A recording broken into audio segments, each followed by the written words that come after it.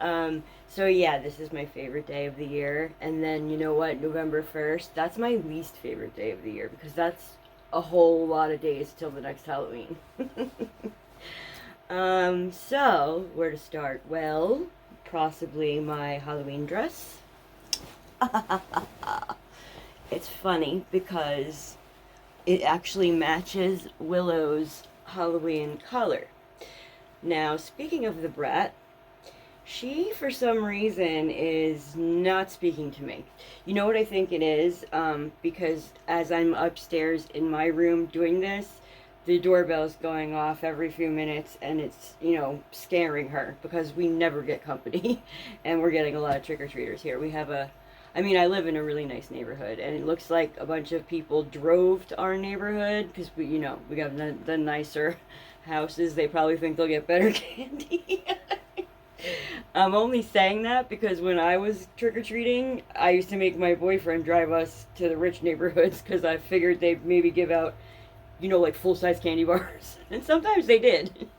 But, yeah, we do have some good candy. My mom picked Milky Way, Three Musketeer, Twix, and Snickers, the little ones. Oh, I mean, the Snickers are the only ones that I tend to like kind of avoid because they really hurt my teeth. Oh, here comes Willow. Oh, and the other thing about her costume, she is, like, not allowing it. I'm so pissed because she did let me put it on her once, and luckily I got photos, so I can at least show you guys those. um, but yeah, I really wanted to take a cute picture with her, but she's just not, she's being all, like skittish because she keeps hearing the doorbell, and that's not something she's used to. So, I was thinking, like, do I want to do a whole long case on Halloween? And the answer to that was no. What I did do is I found an article that has 5, like, true crimes that happened on Halloween. And I'm going to go over those with you guys. Oh, I forgot about the earrings, my skeletons, and my bloody scissors. And you notice I am a Twilight vampire. A hungry one, apparently, because I'm wearing my red contacts. um, and spiderweb stockings. Are they cool or what? Alright. Yeah, goofing around. And I will get around to going over those Halloween stories with you guys, but there's some stuff going on that I want to just quickly, like, update you all. And, like, it's all, like, little things, so it's not enough to do a whole video on, so I figured at the beginning of this one, I would go over with you some of the, like, updates in Delphi and Idaho. And then I'm also going to, I had been debating, and I've made a decision. I am going to start doing, like, how do I put it? Like, reality slash trashy YouTube clash. Like, I'm gonna do a day where I'm doing, like, gossipy stuff because I love to talk about that. From, like, reality TV shows like Teen Mom, Real Housewives, and Vanderpump Rules. I love that one. And yeah, I'd like, because the people that go on those shows are such, like, well, they're characters. And every once in a while they'll pop up in the news and I go, what? Because that's kind of what I do. What? Willow, you want to come say hello to your fans? And show them how your collar matches Mommy's dress? No? She's, like, right by my door, like, where's those? Are there goblins down there? No, baby, they're children dressed as goblins. Anyway, yeah, don't mind me, I just got my notes here. Okay, yeah, the gossip reality stuff I'm gonna do, like, I haven't decided if I'm gonna do like one day of the week that stuff and another day of the week true crime, or if I want to alternate, like do a gossipy one week and then a you know true crime the next. I'm not real sure. I just decided that I don't want to start a second channel or anything, so I'm gonna just try and figure that out for now. And also, coming soon, we may have our very first guest star on Jersey Girl True Crime. Yeah, my boyfriend and I have been talking about doing a video together. I keep saying my boyfriend. I have to stop. Well, I mean, I don't know what he is. He's the guy that I'm talking to. And the guy, I mean, I've known him for like ever. Since we're 15. I was 15, he was 16. And, like, I am so in love with him, it's ridiculous. And I was in a relationship with him, but then we broke up for a while. And the thing is, like, the whole time we were broken up, we never stopped talking, you know? I mean, we stopped hooking up physically, but that's probably going to change soon because I can only go so long. I'm sorry. Oh, it was inappropriate. Anyway, all right. So, I'm gonna start off with Delphi. What a fucking train wreck, shit show is going on there. Like,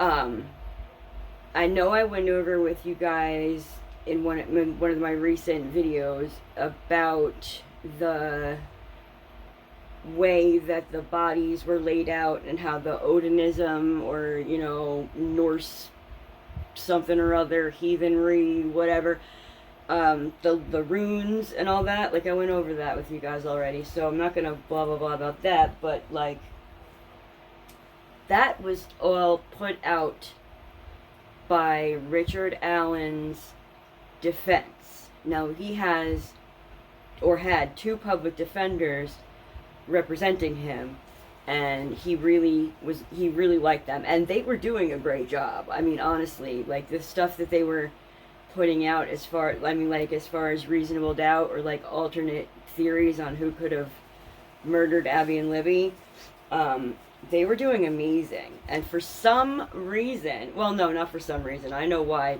Then I also had mentioned that there was a leak of crime scene photos. It wasn't only crime scene photos, it was crime scene photos and some documents. And I don't know how important the documents were, but the judge has made the decision that because someone in the defense team's legal offices were the ones that were responsible for the leak, that the judge decided she was going to kick Richard Allen's lawyers off the case, right? Now, that's fucked up in itself, right? But then his lawyers, like I said, they're public defenders, but they also have law degrees, you know what I mean, obviously. They offered to do pro bono for him. Like, fine, you want to kick us off the case as being his public defender? We'll be his actual lawyers representing him, and we'll do a pro bono, which I thought was freaking awesome. Like, I'm telling you, these two lawyers are amazing.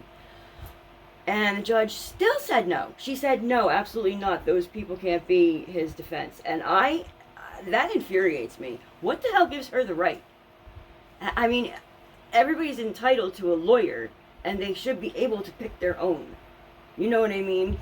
Like, the whole, it'll be, supplied to you if you can't afford it, and yada, yada, yada. Well, they said they would do it as, actual lawyers pro bono, and this judge is just, she's something else. So anyway, apparently all of this is going to go, I'm sorry about this, you guys these contacts are itching me. Yeah, they're really itching me. So, the whole case is being moved into Indiana's Supreme Court. And they've now officially pushed back the trial date. It was supposed to start in January, They pushed it back all the way till October next year. So a whole fucking year Richard Allen's got to sit there in jail waiting. And apparently he has to get a whole new defense team and they have to start over again. And it's messed up. And like I've already been telling you guys, I'm seriously doubting they have the right man. At first I thought, yes, slam dunk for sure. But I'm telling you, the more shit comes out, the more I think there's definitely reasonable doubt. Like, that bullet is literally the only thing they have on him. And they're saying that it's possible that those cops got the search warrant for his house illegally. So that would mean that the gun would be thrown out. And then they have no evidence against him. So, I mean, look, that crime was horrible. That crime was one of the worst ones that I've, ever heard of, and I don't even know yet what happened to them, really, other than it was a stabbing situation. But yeah, I don't even know the actual details, but just the fact that it was those two little girls is just so fucking horrible. Ugh. So yeah, you guys have any comments on Delphi? Like, this shit's just so bad. Like, it just keeps on getting worse. Like, every time I think it can't get worse, it does get worse. And, so on to Idaho.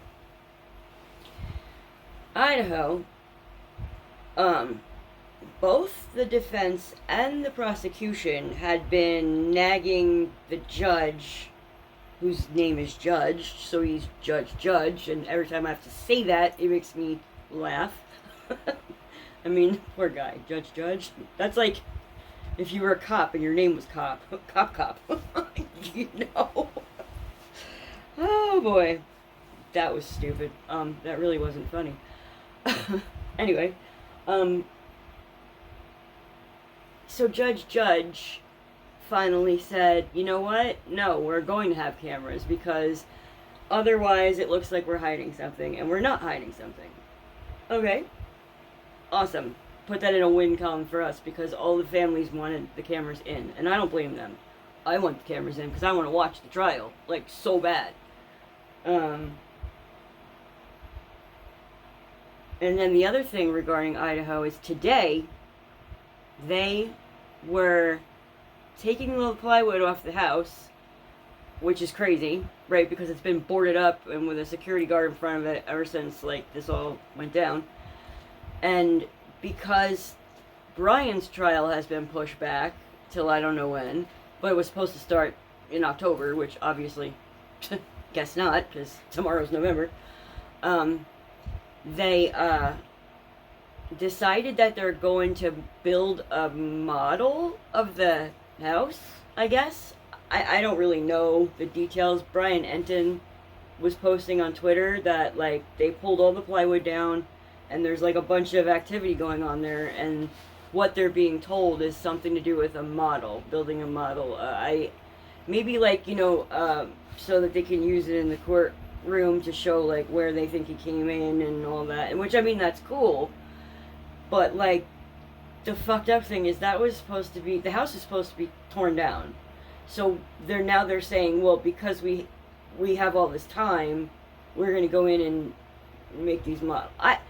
It's just stupid to me, because why is it that when the buildings were going to get torn down, they weren't going to, you know what I mean? It's just stupid. I don't understand. I think that they're blowing smoke up our ass. I really do. But again, we have to wait and see with both of those cases, and they're both, driving me nuts.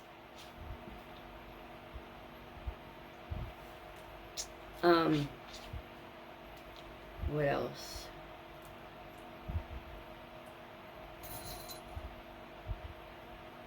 I wanted to mention the Gonsalves family, Kaylee's family, they are the ones that have been the most, outspoken, regarding the Idaho 4 case. And that's, Katie and Maddie Kaylee and Maddie were best friends, for like ever, and they were in the bed together in Maddie's room when they were murdered and everything. And Kaylee's dad has been like the speaker for, like, the unofficial speaker for the whole group of parents, but definitely for Madison's parents. Like, they actually asked him to because Kaylee and Maddie were like sisters, and because Steve Gonsalves is so, like, he's so outspoken. He doesn't just sit around and wait for, you know, the cops to do stuff. That he's like out there hands on trying to get his own investigation going, you know. That also reminds me, a few videos back I did about this amazing article that this guy Howard Blum wrote about all this stuff that Steve Gonsalves was doing. I need to recant that. This, like, Steve never even talked to that guy, and I don't know why he, like, talking about how he has people that were on the grand jury that indicted Kohberger talking to him. No. And then he has a FBI friend who is in, like, what, Tennessee or something, and he's, like, emailing him personal emails so it doesn't go through the FBI and he doesn't find out that he's talking to Steve. All of that, like, is apparently bullshit. Because Steve Gonsalves was like, no. I mean, alright. Either... See, and I don't really see the Gonsalveses as lying to us. But, like, at the same time, what if that stuff in Howard Blum's article was true and Steve doesn't want to get in trouble for it, so he's, like, denying it? You know what I mean? I think we might have a visitor. Hi. Meow meow. Hi. What are you doing? Do you want to see your fans? Your fans want to see you. Yeah. Hi. Hi, baby. Hello. Hi. I know I always gotta stand on my books. Right? Because it's what kitties do. You want pets? Come over here so I can pet you. Oh my goodness. Oh my goodness. Oh. Oh. There she is, you guys. Oh my god. How am I supposed to resist this? Oh my goodness, you're cute. Anyway. Always thirsty in these videos, I tell you. Alright. So, that's basically the updates on those two cases.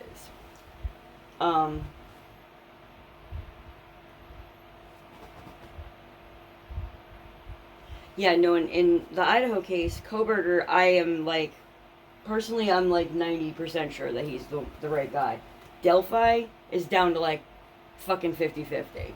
I really don't know what to believe with Delphi.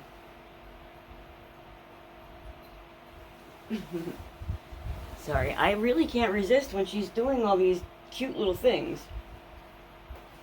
Right? You're being very cute. How am I supposed to ignore that? I can't. I can't ignore your cuteness. Oh my god, look at you.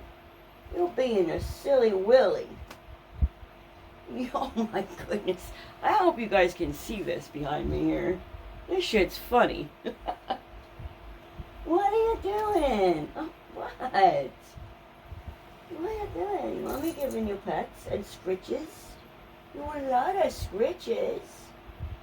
Now, interrupting my video. You're photobombing again. You are photobombing.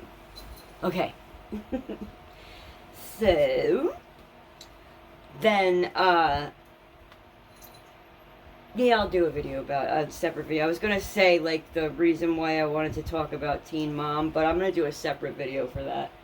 Because, I got some shit to say about two of them. Two of the girls, and they're the two of the girls from Teen Mom 2. Alright. Let's talk Halloween murders and true crime. So, October 31st, 1981, Amarillo, Texas. A 76-year-old nun, Sister Tadia, Tadia, Tadia, T-A-D-E-A, Tadia Benz. Tadia Benz was found in her room in the convent she lived in, lifeless. Johnny Frank Garrett lived across the street from the convent and was found guilty of sexually assaulting and strangling Sister Benz, according to the United States District Court for the Northern District of Texas. That's fucked up, right? Number 2. A 16-year-old boy comes home to a true horror house. October 31st, 2010, Devin Griffin, 16, came home after spending the night out. According to the report made by the Sandusky Register, Devin began to search the house after noticing the eerie silence. Devin was then met with a gruesome scene as he found his stepfather lying in a pool of blood. Devin fled the scene and contacted his aunt, who contacted the authorities. William Lisk, 24, Devin's stepbrother, had used a claw hammer to bludgeon his father. William Lisk, 53. After the bludgeoning, Lisk shot his stepbrother, Derek Griffin, 23, with a .22 caliber rifle, and did the same to his stepmother, Susan Lisk, 43, after sexually assaulting her. Ew. Ew. Lisk pleaded guilty to 3 counts of aggravated murder and, according to Port Clinton News-Herald, sustained a self-inflicted wound in his jail in 2015. So, he was one of those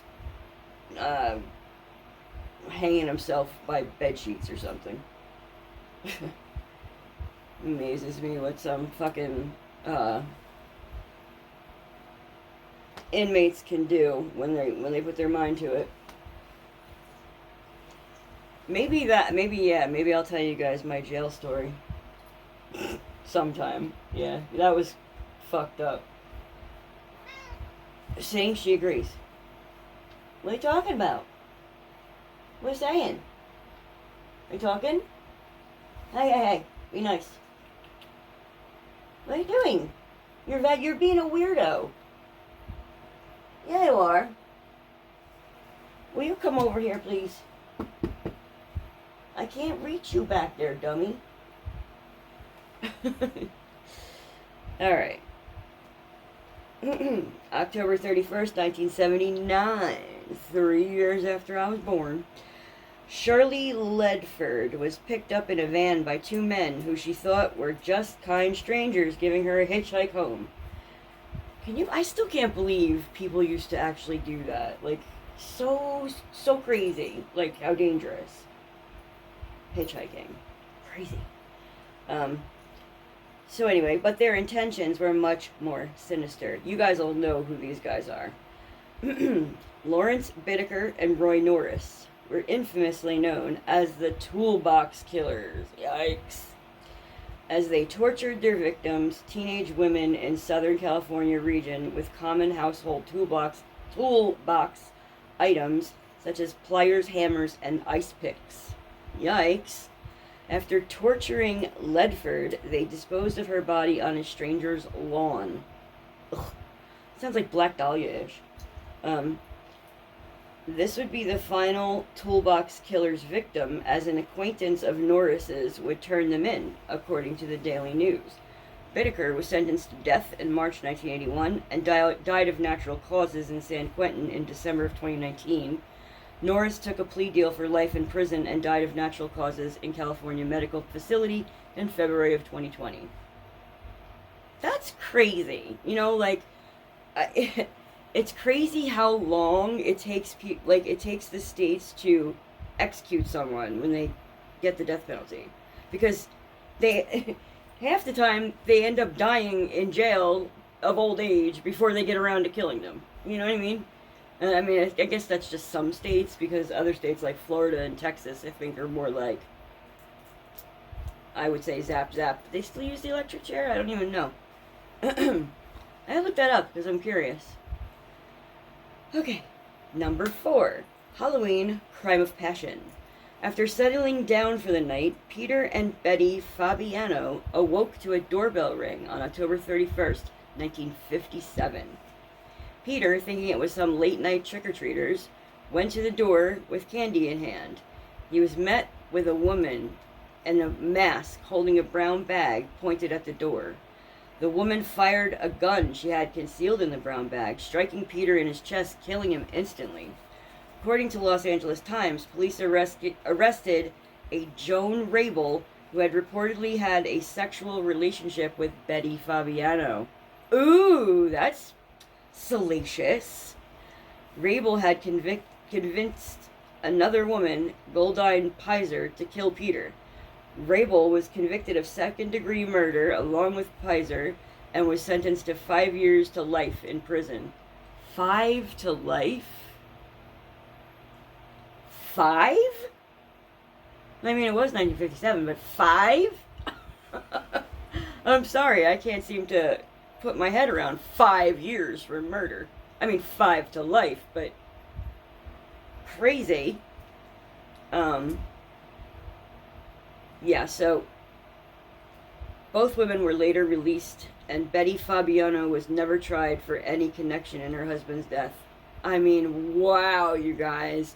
I had not read these before, so I'm learning this at the same time you guys are. Number 5, The Man Who Ruined Halloween. October 31st, 1974. Timothy O'Brien, 8 years old, returned to his home in Houston after trick-or-treating.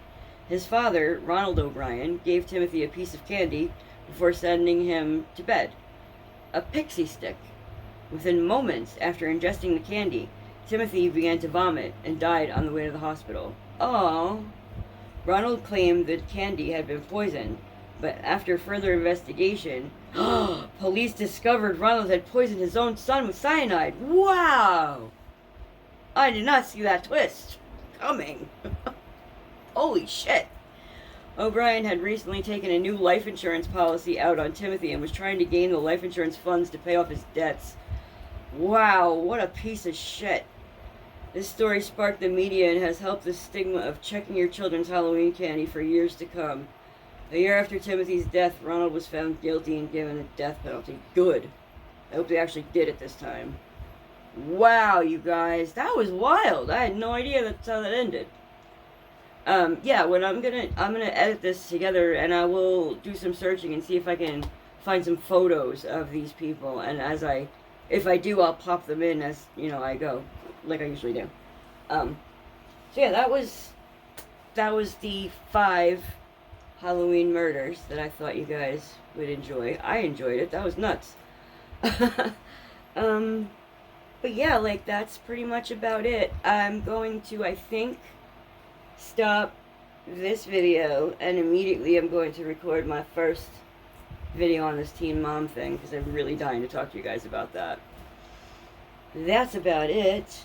As always, PayPal, Venmo, and Cash App are going to be at the bottom of my screen, as well as in my description box, if you guys decide to be generous, because I am still not monetized. I will not be monetized for a long-ass time. I only have, a little bit under 250 followers. Can you guys please subscribe? If you guys are watching and you're not subscribed, could you please subscribe? Because I am, pitiful here. I only have 240-something subscribers. I mean, yeah, I'm relatively new, and I don't have fancy equipment, and I begging. Anyway, I'm glad Willow made her appearance. I wish she would have let me put her damn costume on her. But, it is what it is. I love you guys. I'll see you in the next video. Bye.